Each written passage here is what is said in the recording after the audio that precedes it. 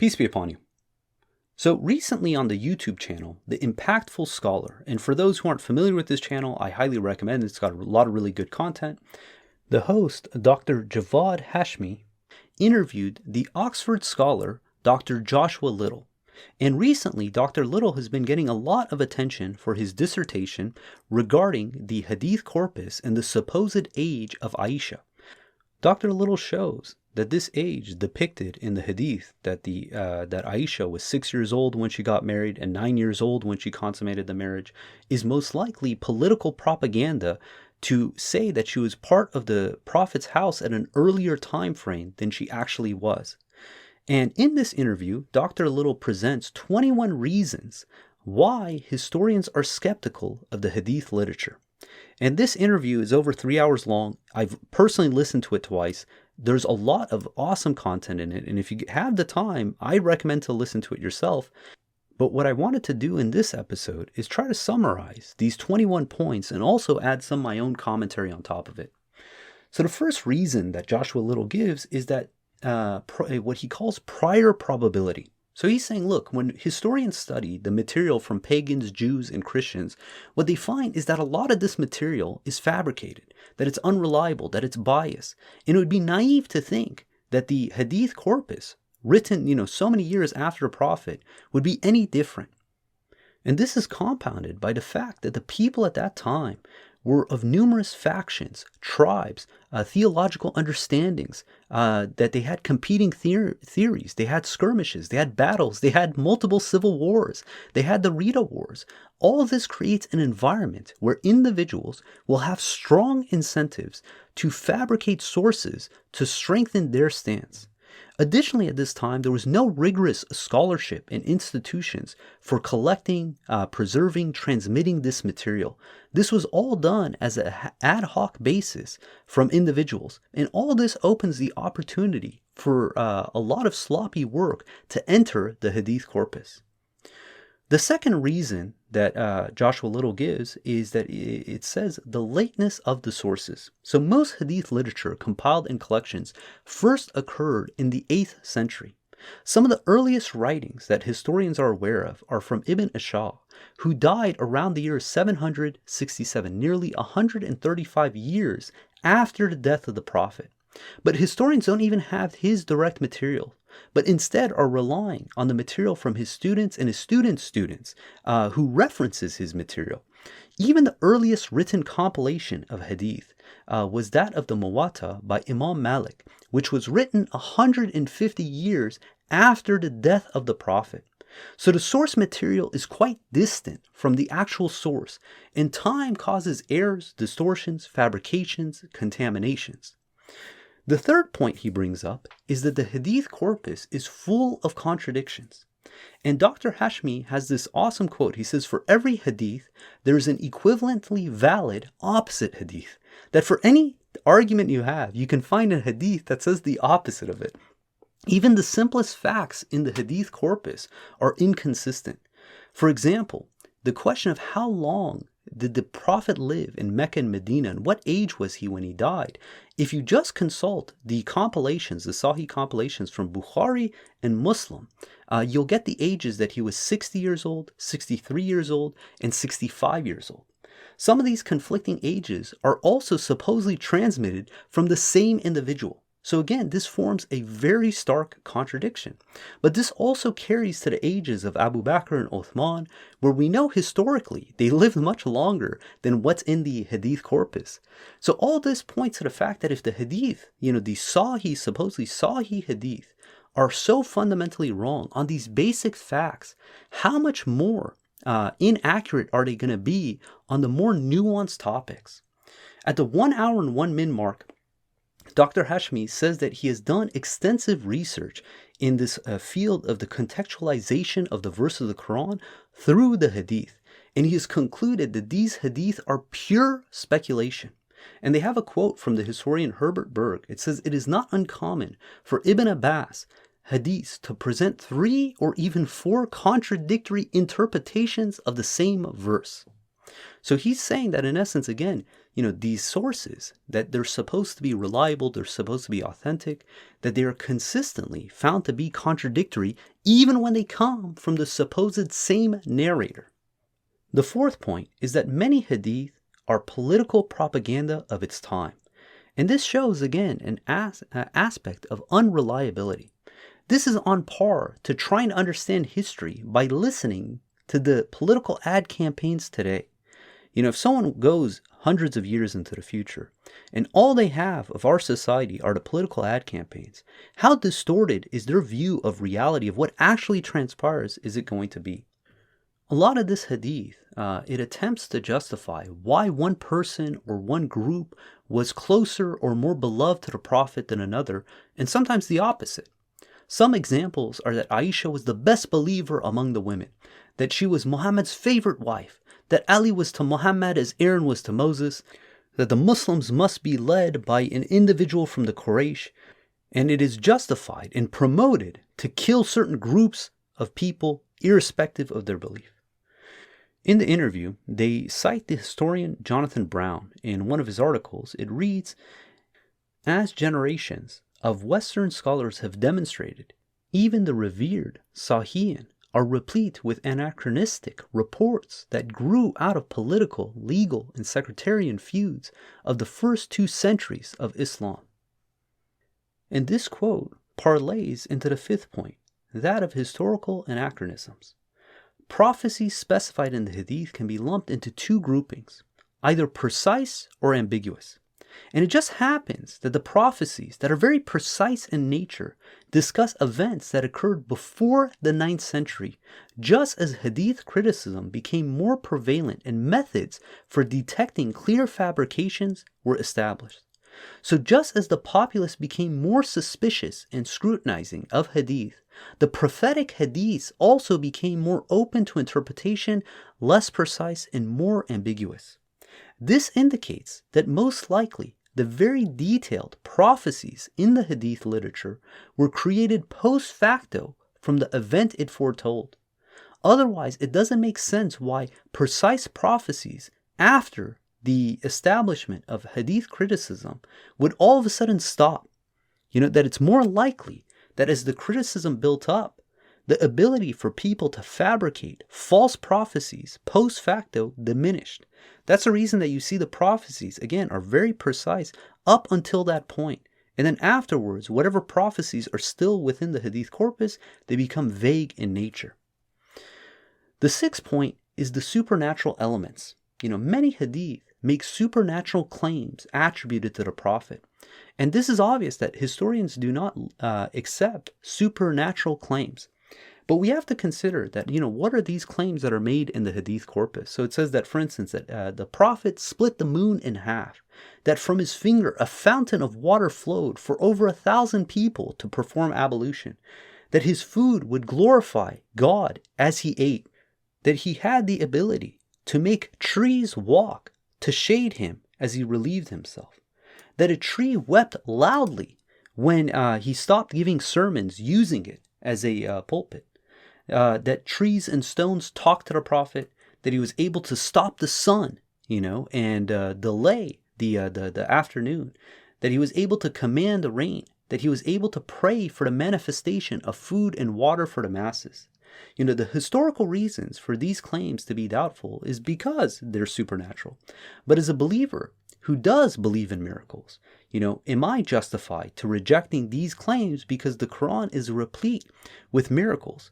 And the answer is yes, because the Quran specifically states that the Prophet did not receive a physical miracle like that what was given in the past.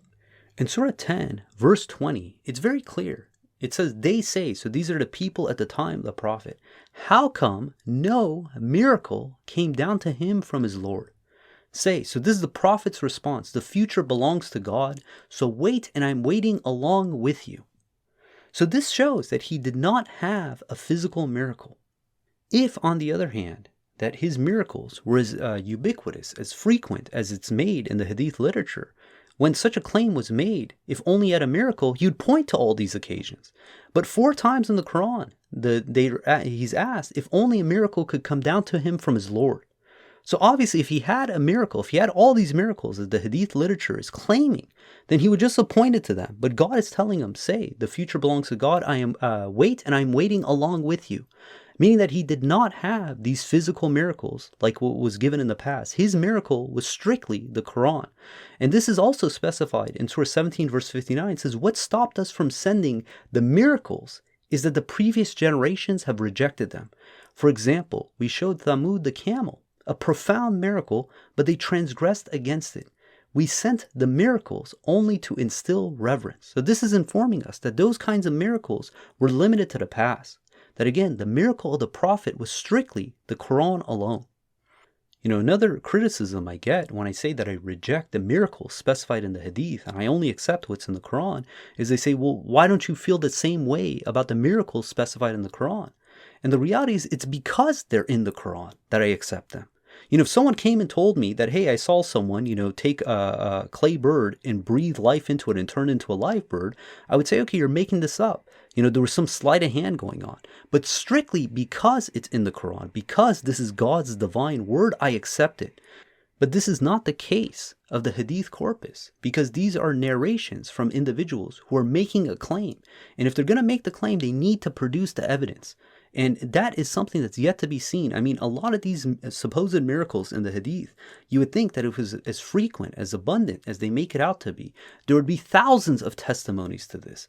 But ironically, some of these miracles, there's only one narrator or maybe a couple, and that's it, right? If he was able to have a stream flow out of his finger where 1,000 people were able to do ablution, or he split the moon, or he made the sun stop, you would think that there would be individuals who would testify to this, outside of even the Hadith corpus. Because can you imagine, across the world, how many millions of people stared at the moon that night, and not a single other source is saying that it split in two. So this shows that, again, most likely, this is a fabrication. The seventh point is the mass fabrication of Hadith. That it's well established that there was a fabrication crisis of epic proportions predominantly during the Umayyad rule. It was such a large problem that to counter the claims of unreliability of Hadith, the entire field of Hadith sciences had to be formed. Because again, if all the Hadith were truthful, you wouldn't need the Hadith sciences to determine which ones were truthful and which ones were falsified.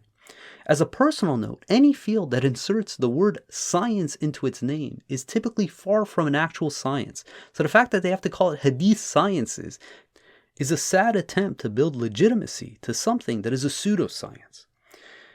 In this part of the interview, they make certain quotes. This is from Subah al-Hajjaj, who died in 777. It says, verily you can barely find anyone before me scrutinizing these hadith whose investigation was more comparable to my investigation, nor anyone whose search for the hadith was comparable to my search. I have examined it, the hadith corpus, and discovered that not even a third thereof is sound or authentic. It also states, I do not know of anyone who scrutinized hadith whose investigation was comparable to my investigation. I discovered that 3/4 thereof were false. Another quote that they cited was from Abdullah bin Lahiyya, who died in 789. It says, a heretic who had repented of his false doctrine spoke to me. He said, examine carefully from whom you have taken these hadith, for verily whenever we reasoned our way to a doctrine, we would turn it into a hadith. So here's a supposed testimony from someone who's saying, look, I used to fabricate hadith. So be careful, again, who you're getting this information from.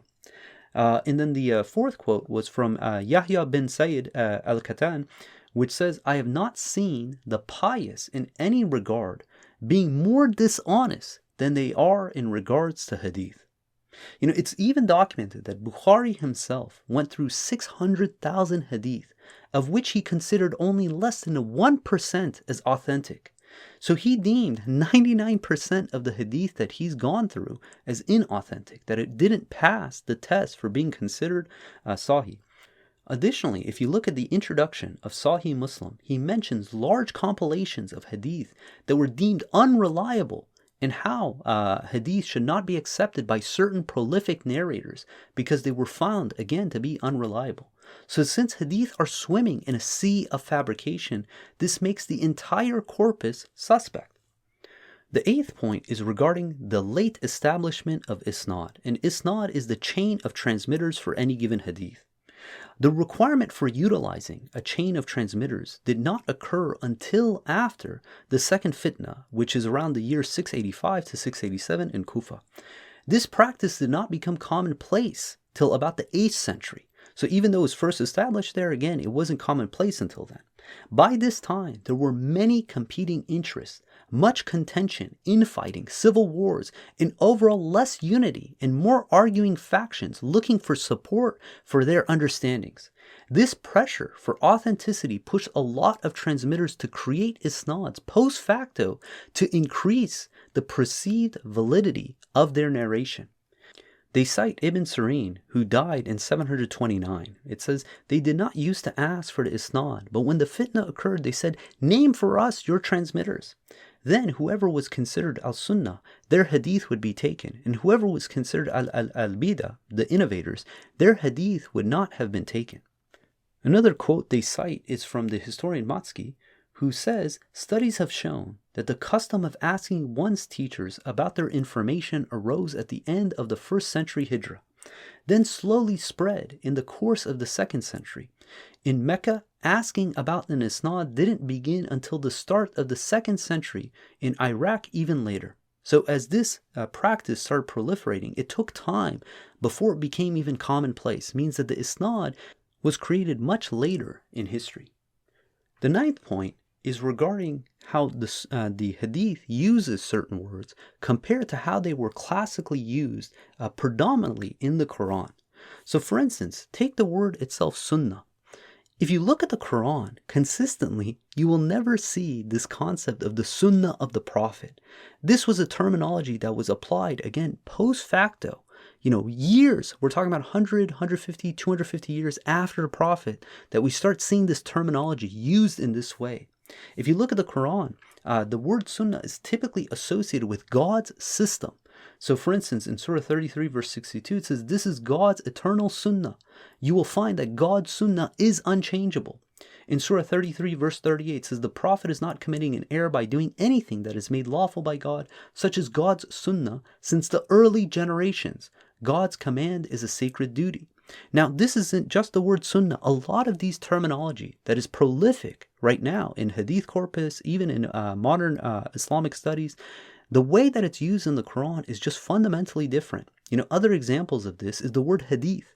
Nowhere in the Quran is it used to mean exclusively the sayings of the Prophet. People know that this means narrations, but it's taken an entire new terminology post facto.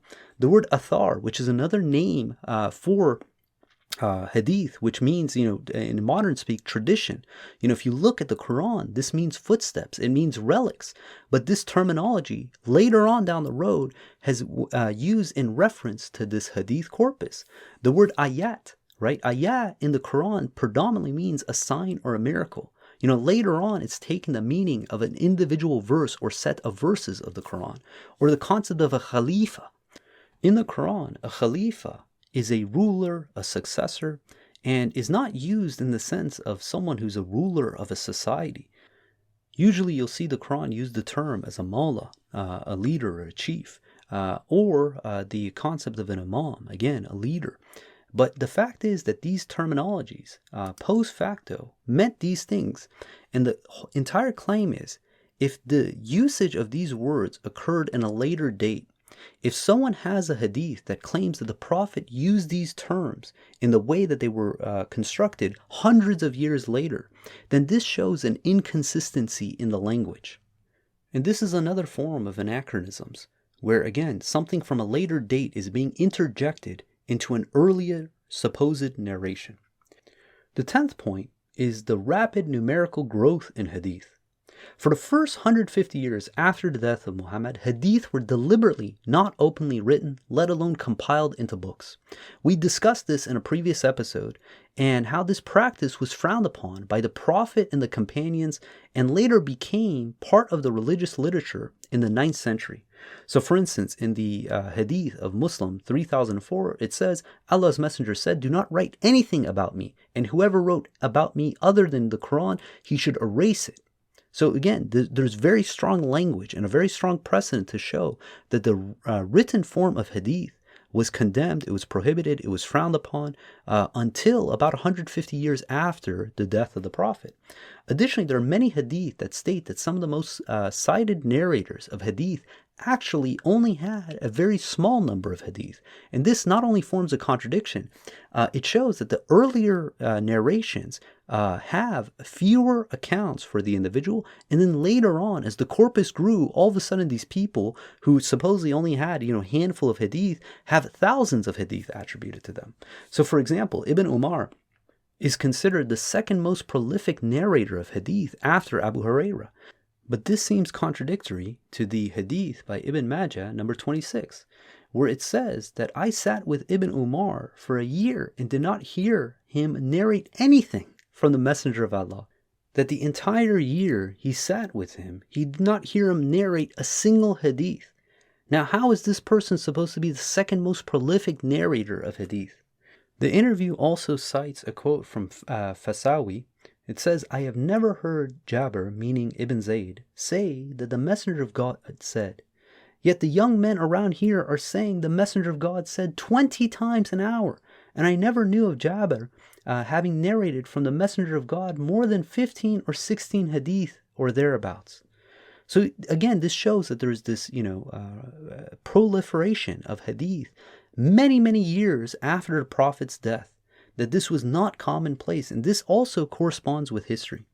In a quote from the historian Patricia Crone, she states the following regarding Ibn Abbas, who's one of, again, the most prolific supposed narrators of Hadith.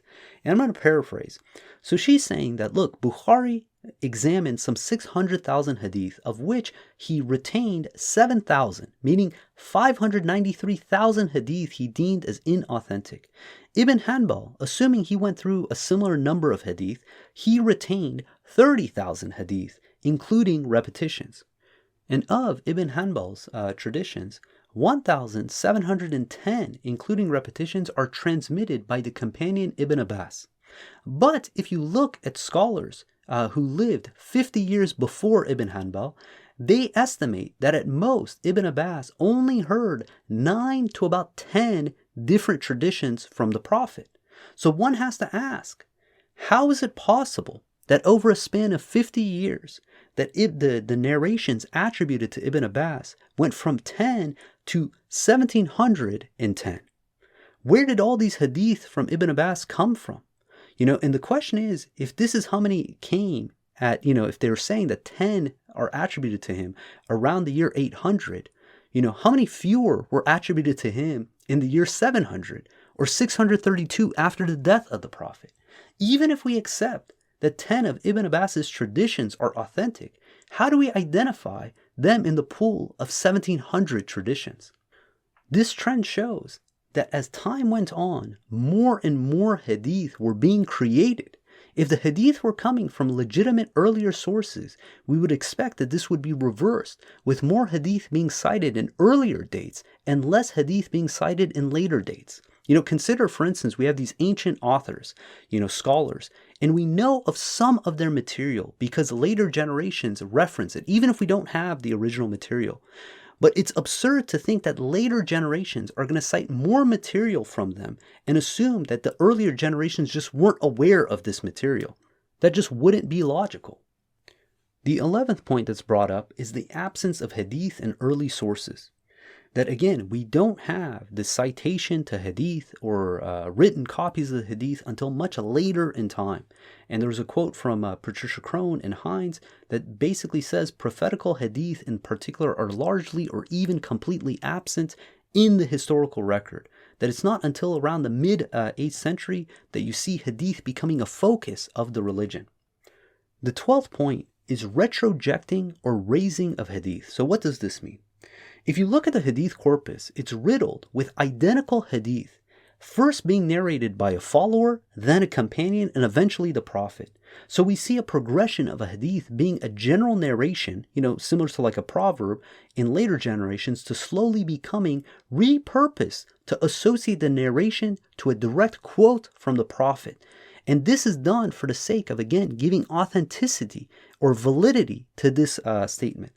As stated in the interview, all of this is consistent with general process of progressive retroaction over the course of the 2nd and 3rd Islamic centuries, as religious authorities increasingly shifted from later to earlier figures. This is consistent in that as criticism and scrutiny of Hadith increased, the propagators of Hadith began to fill in the chain to take the narration back to the Prophet. So originally they have the Hadith attributing to a follower, right? So this is someone 2 generations deep. Then later narrations, they basically take that exact same Hadith and say, no, it actually came from a companion. And then again, later in time, they take that exact same Hadith and say, no, it didn't come from a companion. It came actually directly from the Prophet. Some individuals claim that the earlier propagators of a given narration didn't initially feel the need to cite the Prophet, and we're just comfortable, in essence, sharing the narration from either the followers or the companion. But you have to ask, okay, if they were doing that, then that shows 2 things. One is that there wasn't this custom of thinking that the narration of the Prophet held any specific weight. So that fails on that front. Secondly, you have to ask, okay, if this was always the case, where is this parallel universe where all these prophetic hadiths were hiding that no one knew of until hadith criticism became commonplace? So we're supposed to believe that these narrations were just hiding somewhere in someone's basement somewhere, and no one felt compelled to share that until hadith criticism became established. This hadith that we were attributing to a person who lived generations after the Prophet was actually from the Prophet the whole time. Not only that, the hadith weren't being cited in earlier sources. They aren't being used in rituals. Then all of a sudden, they start appearing in mass right when hadith criticism becomes prevalent. In short, it just doesn't make sense. It's not like they couldn't have had access to the supposed prophetic hadith if they existed, because these are the same people. It's the same narration. All that's happening is the isnad is just drawing closer and closer to the Prophet. So either, again, this is just hiding somewhere and people didn't feel compelled to share it, or post facto, someone fabricated this to, again, trace the isnad, the chain of transmitters, back to the Prophet, rather than just saying, this was an idea that was circulating at the time by some other individual. The 13th point is the peculiar patterns inconsistent with genuine history. One of the peculiarities one notices when reading a compilation of hadith is the obscure nature of some of these traditions that it contains. So for instance, this is Sahih Bukhari 210. It says, the Prophet ate a piece of mutton from the shoulder region and then prayed without repeating the ablution. So in isolation, one has to ask, who the heck is retaining this tradition? Who felt so compelled to say, all I'm going to retain, and I'm going to pass this down from generation to generation, is that one day the Prophet ate a piece of mutton from the shoulder region, then prayed without repeating the ablution. Right? In isolation, this makes no sense. Notice it has no context. Where was he eating? Why was he eating? Any of this stuff is just this fragmentary sentence. But once you realize that one of the discussions, one of the points of contention at the time of compilation was the question that if someone eats meat, specifically camel meat, do they have to redo their ablution?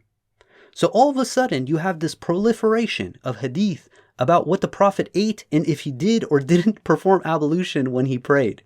So again, in isolation, this makes no sense. Who in their right mind, which companion was this, who went and said, hey, look, this event happened. The Prophet ate a piece of lamb, shoulder meat, it had to be shoulder meat, and then he prayed without performing ablution.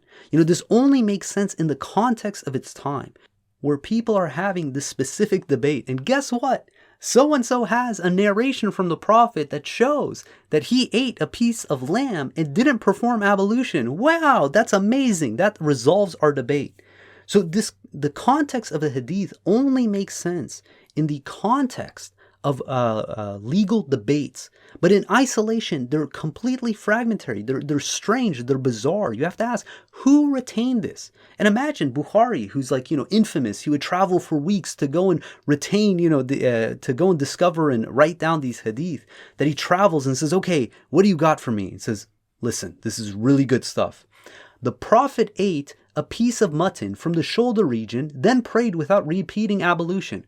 And Bukhari was like, great, awesome, that's all I wanted. He didn't ask what the context was, who was he with, why was he eating, when was this? No, it's just this fragmentary sentence.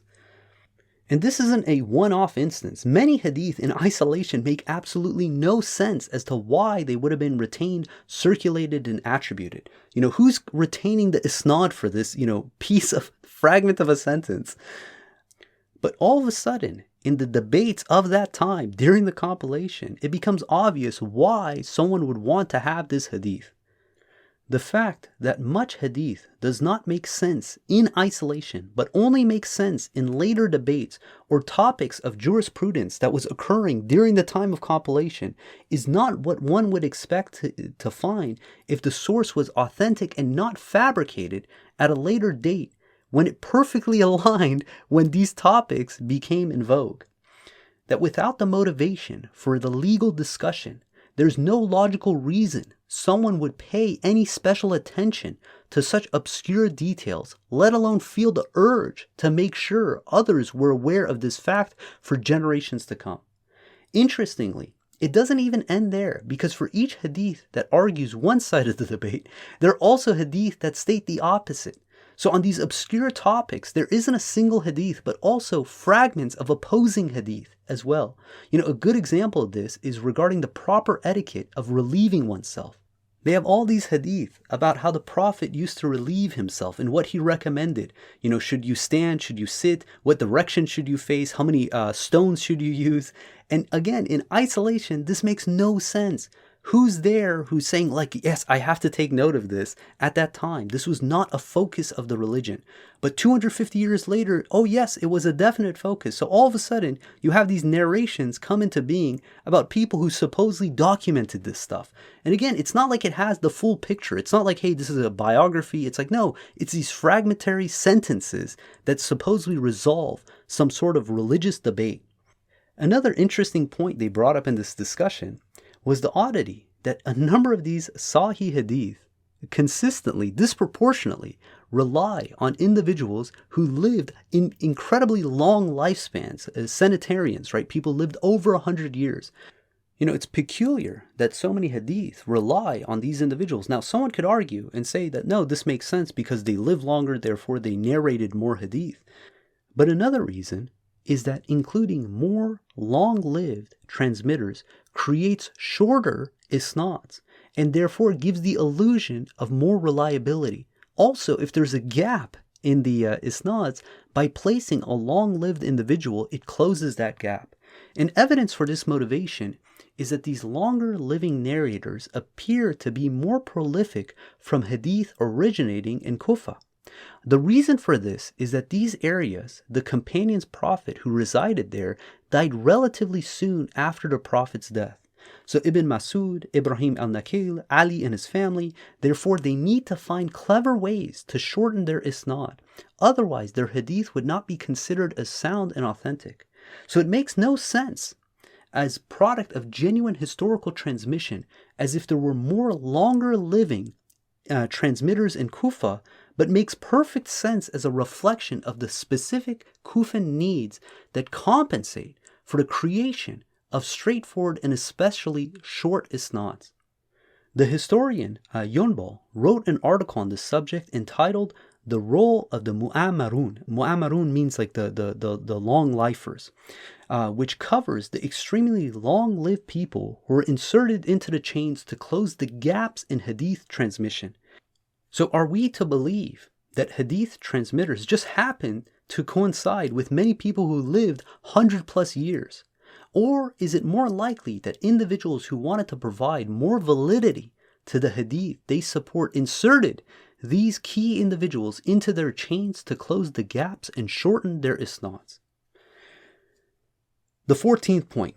Hadith contradicts earlier sources. Many Hadith contradict earlier Islamic and non-Islamic literary sources and even some proto-Islamic and pre-Islamic archaeological remains. The most obvious indication of this is the rampant contradiction between the Hadith and the Quran. The Quran shows, for instance, that the battles that the Prophet partook in were all defensive measures, as the Quran promotes the non-aggression principle.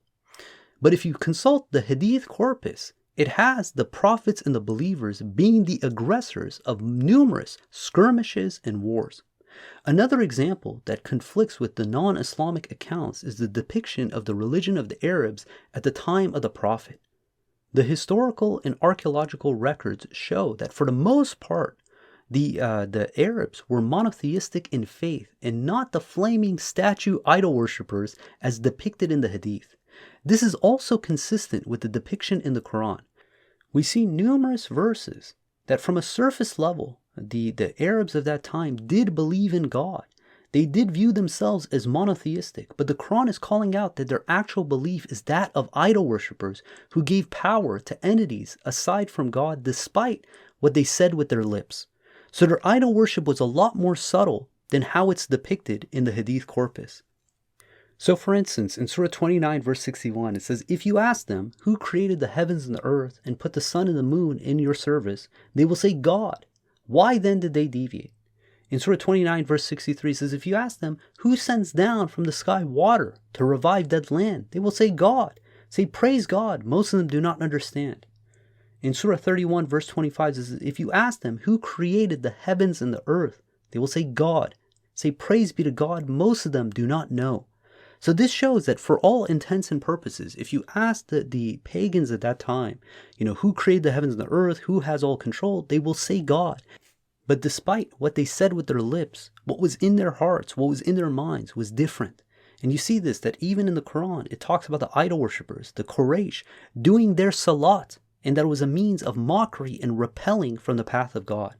So their religion at its core was monotheistic, but they deviated. They fell into idol worship, like so many other religions in the past have done. But this concept that they were, worshiping statues and giving power blatantly to them, this again goes against the historical record, it goes against the archaeological record, and it goes against the verses of the Quran. Another point is that Muhammad himself is not even found mentioned in religious literature except for a few occurrences and in the 4 mentions in the Quran. And his mention doesn't become more prolific until after the second fitna in the year 691 and 692 by Abdul Malik. This shows that for much of the early history after the Prophet's death, his sayings, his actions, and even his own mention was not considered a core facet of the faith. The 15th point is that an oral tradition is typically a less precise transmission. Oftentimes, upholders of Hadith boast about the superiority of the memory of people in the past. They claim that the people at the time of the Prophet and the next couple of generations did not require things to be written because their superhuman ability to memorize what they heard. Historically, such claims have been proven to be false. The field of oral studies have disproven the traditional idea that oral transmission in traditional societies is highly reliable. Experiments have shown that the reason oral cultures perceive they have better recollection is that they do not have a written control on which they can base their recollection against. So because this control doesn't exist, they think they're doing a flawless job. Memory studies have shown how poor an average person's memory truly is, and how memory is not meant to be a record of what happened in the past, but rather it constructs and reconstructs an event based on the individual's understanding at the time of recall. So in other words, memory is about meaning making and not meaning construction, and it's highly malleable. This is why eyewitness testimony has been proven in study after study to be highly unreliable and susceptible to contamination. Historians have shown that even the so-called mutawatir, mass-transmitted hadith are unreliable. Muslims have intuitively understood this when it comes to Christianity and claims about Jesus' resurrection, but think that early Muslims are somehow different. Some people point this to the memorization of the Quran, but this is not an accurate comparison because there was always a written copy of the Quran in conjunction with the oral recitation that served as a control, that if someone was deviating, they could always go back and compare against the rasam of the Quran, the Mus'haf. Therefore, oral memory works when there is a systematic control via scholarship, writings, institutions, checks and balances, audio recordings, video recordings, right? This is when oral memory can actually be polished. But up until then, it's highly fluid. By its nature, oral transmission always maintains a level of fluidity. Oftentimes, to close the gap, if the reciter can't remember exactly what was stated, they'll use synonyms. They'll alter meanings, they'll omit statements. And this is all comes in practice with the oral transmission. And an excellent example of this is the various hadith describing the tashahhud. So depending on which narration you go, it's going to vastly differ between one and the other. And there's some 6 or 9 different statements that are attributed to the Prophet for this, crucial statement that's made repeatedly when we do our salat. Ironically, what's funny is every single one of these narrations makes the claim that this was taught to them as if it was no different than a verse of the Quran. Yet the vastness of alterations between these statements is so grand that no one's going to think that this is anything on par to how the Quran was taught. This fluidity in oral transmission also becomes particularly problematic because traditionalists consider hadith to be divine revelation, wahi, and therefore a source of religious decree. This is at odds with the requirements of laws that need to be concise, precise, and concrete. If laws are open-ended, where synonyms are used, things are omitted, things are changed, then this can't be used as a law. At best, it can be used as a guideline. This is because we're incapable of scrutinizing the grammar, the exact words that are used, what is being stated, because all of it is subject. There is no certainty that is this exactly what was stated. But there's another major factor that can impact the reliability of oral tradition, which is that much of our memory is influenced by our current environment. After the Prophet's death, the Muslims experienced a rapidly changing environment, mass migration, civil wars, famines, fights, and eventually vast wealth. All these factors have major impact on memory and how individuals recall how events transpired or what specifically was stated at that time in the distant past. This is because the people's needs and interests were rapidly changing, which impacted how they perceived past events. Historians are well aware that when oral societies go through such rapid change, it has severe impacts on their ability to recollect their own history.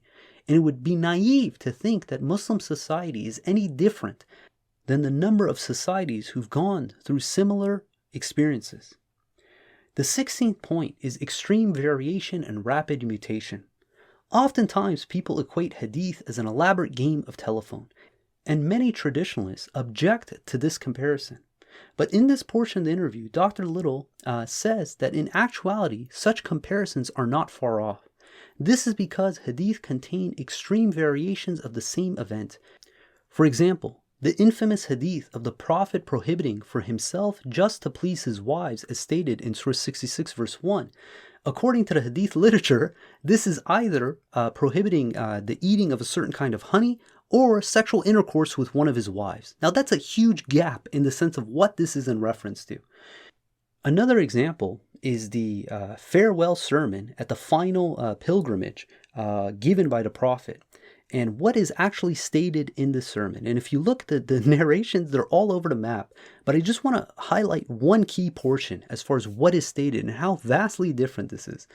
So in a number of narrations, it says, "I left for you what if you hold to, you will never be misguided, the book of Allah." So this is one common narration that you'll see. In another narration, it says, the exact same says, "I left for you what if you uphold, you will never be misguided, the book of Allah and my family and the people of my house." So we added something to it. In a third narration, it says, I left for you what if you uphold to, you will never be misguided, the book of Allah and my sunnah. So you're seeing that, again, this is a crucial piece of information. Now, from the outsider, it doesn't seem like a big deal, but this dictates the legitimacy of what of these facets actually hold weight in our religion.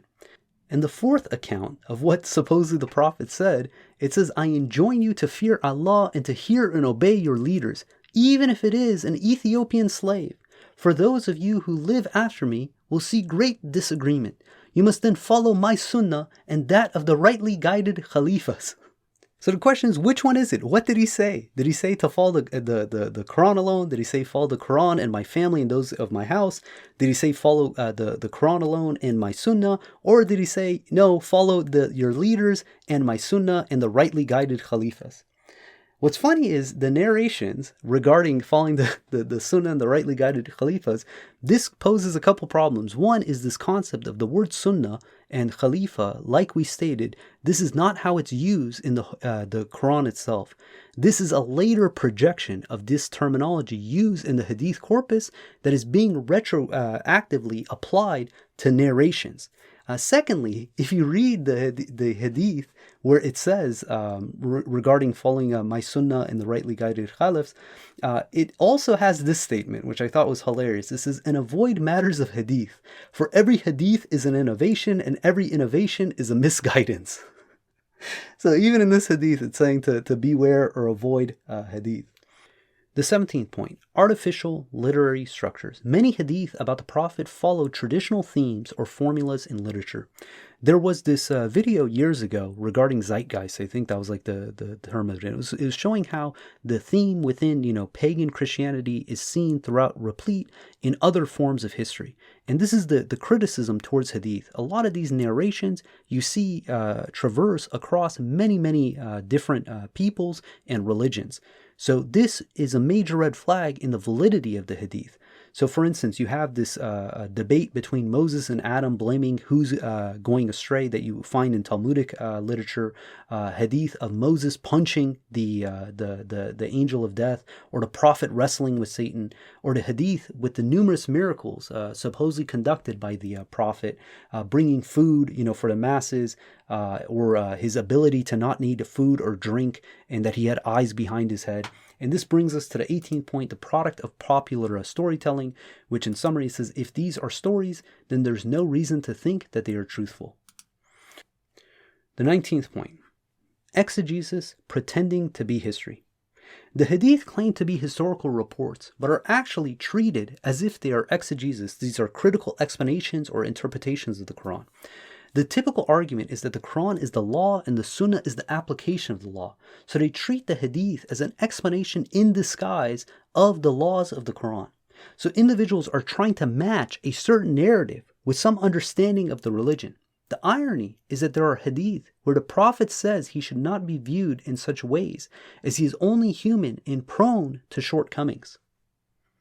So for instance, in Sahih Muslim 572, you have this incident where the Prophet accidentally prayed 5 rakahs as opposed to 4. And his response is, verily, I am a human being like you. I remember as you remember, and I forget just as you forget. So he's saying, look, I made a mistake. Don't take these actions as religious decrees, which is exactly what the Hadith are doing. In another narration, this is Sahih Muslim 2362, it's discussing that the farmers in Medina, they were grafting trees of the dates. And the Prophet supposedly said, what are you doing? They said, we are grafting them, whereupon he said, it may perhaps be good for you if you do not do that. So they abandoned the practice, and the date palms began to yield less fruit. They made a mention of it to the Prophet, whereupon he said, I am only a human being. So when I command you about things pertaining to religion, do accept it. And when I command you about a thing out of my personal opinion, then I am only a human being. So again, he's saying, look, you can't look at everything I'm doing in the sense of thinking that this is a religious decree as the way that they do in the traditional circles. Another example is in Sahih Bukhari 7169, where it says, I am only a human being, and you people, opponents, come to me with your cases, and it may be that one of you can present his case eloquently in a more convincing way than the other, and I give him verdict according to what I hear.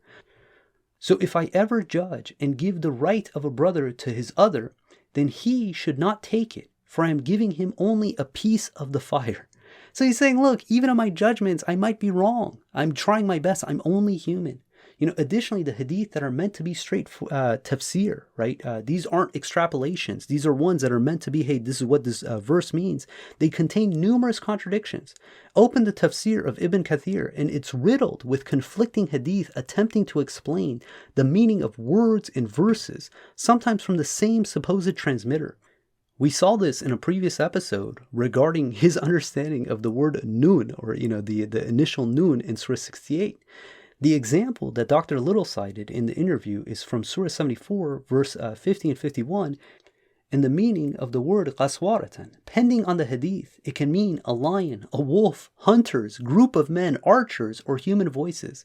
As if that's not problematic enough, most of these narrations are attributed to the same person, Ibn Abbas, who claimed all these different definitions came from the Prophet himself. So rather than thinking that the Prophet had no clue what these words meant, or had no problem just arbitrarily changing his mind on the meaning of words or the interpretation of verses, it's more likely a scenario that some people looked at the verse, then came up with an understanding and fabricated a hadith to support their understanding. So again, this points to the likeness that much of the hadith was created post facto later and did not originate from the Prophet himself. The 20th point. Quranic amnesia, discontinuity between the Quranic milieu. As touched on before, there is a recurring theme of the hadith conflicting with the Quran.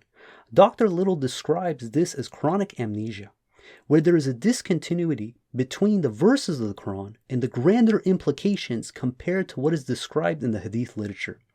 An awesome example they bring up is the blatant disconnect between the hadith understanding of Surah 112, Ikhlas, and the connection with the rebuttal to the Nicene Creed and the Trinity doctrine from the year 325. The hadith literature is completely silent in regards to this connection. So if we read Surah 112, it says, in the name of God, most gracious, most merciful, proclaim he is the one and only God, the absolute God, never did he beget, nor was he begotten, none equals him. This is a beautiful rebuttal to the Nicene Creed, where they dictate this concept of the Trinity, the Father, the Son, and the Holy Ghost. That when the verse states that never did he beget, nor was he begotten, that this is a rebuttal to this creed. But again, the Hadith corpus, Ibn Kathir, is completely silent on this matter. Number 21, no effective consistent method. This is the last point. There's no effective method for determining strong and weak hadith. The reasoning as to say why a hadith was accepted or rejected by the compilers was completely arbitrary if the sole objective was historical accuracy. This is because compilers made personal judgments regarding their stance on a topic and who they collect from, let alone what portion of the hadith they choose to retain. Bukhari was infamous for cherry-picking portions of narrations. Hadith collectors would reject narrations if it went against their understanding, which was impacted heavily by their local traditional biases. Additionally, the metric they applied by their own standard was a person's supposed level of piety. This is problematic on multiple fronts. Firstly, how difficult is it to determine the piety of people in one's own community? For instance, consider that among the Prophet himself, there were hypocrites that he was unaware of. So in Surah 9, verse 101, which is one of the last revelations, it says, among the Arabs around you, there are hypocrites. Also among the city dwellers, there are those who are accustomed to hypocrisy. You do not know them, but we know them. So it's saying here the Prophet himself didn't know. So how are we supposed to determine the credibility, the piety of an individual if, again, the Prophet himself in his own time was not able to deduce that?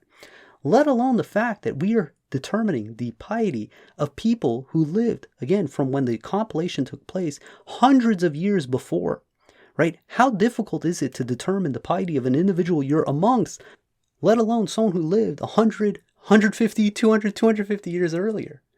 This concept of using corroborating evidence would only work after creating a rigorous process by credible institutions that would not work determining the credibility before these institutions, these processes were established and abided by. This is why, for the most part, after the 19th century, we have fairly good historical records. But prior to that, we have a hodgepodge of conflicting narratives. So the horse has already left the barn, and not much can be done to salvage these accounts after the fact. So those are a summary of the 21 points. Again, I highly recommend to watch the entire discussion for yourself. Hopefully you found some of my points interesting. But in summary, Dr. Little, he says that the Hadith serves one primary function for historians, in that they provide a glimpse of the miscellaneous topics that the people during the time of compilation were discussing. Aside from that, all Hadith should be presumed to be unreliable until proven otherwise. And based on the 21 points already mentioned, it's hard to presume how this could be possible. But even if we concede that there may be some kernel that goes back to the Prophet, it's impossible to determine anything with certainty. Now, the other irony is the fact that the Quran consistently tells us that the only source of religious law is the Quran alone, that the Quran is complete, it's fully detailed, it has all the explanations for everything. We do not need human beings gathering together to try to explain to us what God's word is saying in the Quran. God has given us the complete book. In Surah 2 verse 2 it says, "This scripture therein there is no doubt a guidance for the righteous." Surah 4 verse 82 it says, "Why do they not study the Quran carefully? If it were from other than God, they would have found in it numerous contradictions." Look at all the contradictions in the Hadith that we reviewed. Compare that to the consistency of the Quran. In Surah 39 verse 23 it says, "God has revealed herein the best Hadith, a book that is consistent and points out both ways to heaven and hell." And it continues in 39:29. It says, "God cites the example of a man who deals with disputing partners," that is of Hadith, "compared to a man who deals with one consistent source." This is a depiction of the Quran. Are they the same? Praise be to God, most of them do not know. In Surah 6, verse 112 through 117, it reads, "We have permitted the enemies of every prophet, human and jinn devils, to inspire in each other fancy words in order to deceive. Had your Lord willed, they would not have done it. You shall disregard them and their fabrications." This is what the devils do. They've conspired with human beings to create a corpus to try to compete against God's words in the Quran. And it continues in Surah 6 verse 113 says, "This is to let the minds of those who do not believe in the hereafter listen to such fabrications and accept them, and thus expose their real convictions. Shall I seek other than God as a source of law when He has revealed to you this book fully detailed?